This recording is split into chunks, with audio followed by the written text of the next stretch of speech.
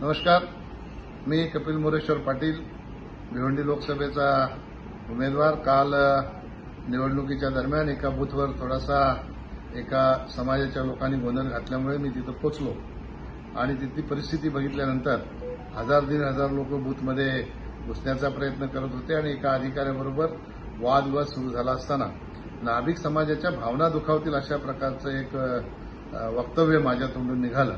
मी त्याबद्दल नाभिक समाजाच्या प्रती संवेदना व्यक्त करतो, दिलगिरी व्यक्त करतो। खऱ्या अर्थाने अशा प्रकारचा शब्द निघायला नको होता, परंतु तिथल्या परिस्थितीच्यामुळे भावना मला थांबवता आल्याने आणि अनावधानाने निघालेला हा शब्द आहे। जाणीवपूर्वक नाभिक समाजाचा अपमान करण्याचा याच्या पाठीमागे कोणताही हेतू नाही आणि नव्हता। मी नेहमीच नाभिक समाजाच्या सहकार्याने मदत केलेली आहे। जिल्हा परिषदेचा अध्यक्ष असतानाही नाभिक समाजासाठी योजना केली होती, सबसिडीची योजना केली होती।